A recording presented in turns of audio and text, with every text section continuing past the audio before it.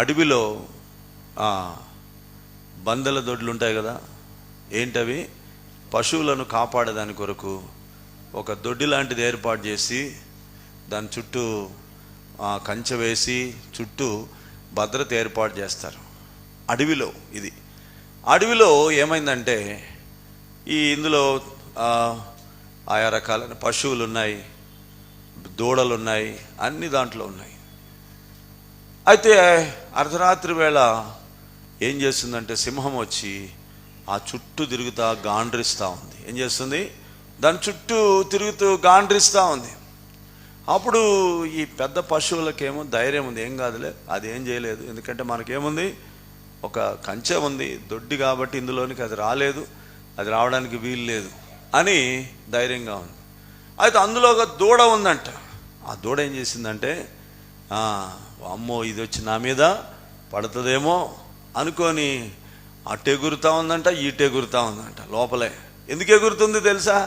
ఇంకా నా మీద పడిపోతుంది అనే భయానికి ఎగిరి ఎగిరి ఎంత చెప్పినా వినడం లేదా. ఒరే నువ్వెందుకు తొందరపడతావు, అయ్యో అలా ఏం కాదు, మేము అంటున్నాం కదా, నీకే అవుతుందా అంటే లేదు లేదు లేదు, అది వచ్చి నన్ను మింగేస్తుంది అని చెప్పి ఇది దూకి అవతల పడుతుంది. చూడండి ఏమవుతుంది, ఇది దూకి అవతల పడగానే చక్కగా అది తినేసి వెళ్ళిపోతుంది.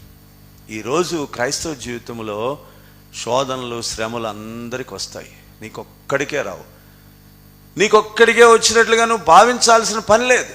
అనేక పర్యాలు నేనే ఈ బాధ అంతా భరిస్తున్నాను, నేనే ఇదంతా భరిస్తున్నాను అనుకోవాల్సిన అవసరం లేదు. నీలాగా ఎంతోమంది, బైబిల్ చెప్తుంది, మీ వలనే ఎంతోమంది శోధనల గుండా వెళుతున్నారు, మీ సహోదరులు ఇటువంటి శ్రమల గుండా వెళుతున్నారని ప్రకటనలో రాయబడింది. కనుక అలాగూ అనేక మంది శ్రమల గుండా వెళుతున్నారు, నువ్వు ఒక్కదానివి, నువ్వు ఒక్కడివి కాదు. కానీ నువ్వేమవుతున్నావంటే ఇంకేముంది, నా పని అయిపోయిందని, అది నన్ను మృంగేస్తుందని చెప్పి నీ అంతటా నువ్వే వంకర మార్గాన్ని ఏర్పాటు చేసుకున్నావు. నీ అంతటా నువ్వే ఏర్పాటు చేసుకొని నష్టపోతా ఉన్నావు, శత్రువుకు ఎరగా మారిపోతున్నావు. కనుక జాగ్రత్త పడదాం. ఈ దినాల్లో దేవుని యందు మన విశ్వాసం కలిగి ఉందాం. కష్టాలు రాని, శ్రమలు రాని, పోరాటాలు రాని, ఇబ్బందులు కలగని. దావీదు యొక్క జీవితం మనకు ఒక పాఠం ఏంటంటే, దావీదు ఇలాగా అంటున్నాడు, అయ్యో నేను అలా వెళ్ళి నష్టపోయాను. మీరెందుకు నష్టపోతారు? పోవాకండి. దేవుని యందు విశ్వాసం ఉంచండి, స్థిరత్వం కలిగి ఉండండి, నిలకడ కలిగి ఉండండి. మీ గురి ఆయన మీద నిలపండి, మీ దృష్టి ఆయన మీద ఉంచండి, ఆయన మీద మీరు విశ్వాసం ఉంచండి అని దావీదు ఇండైరెక్ట్గా మనతో మాట్లాడుతున్నాడు.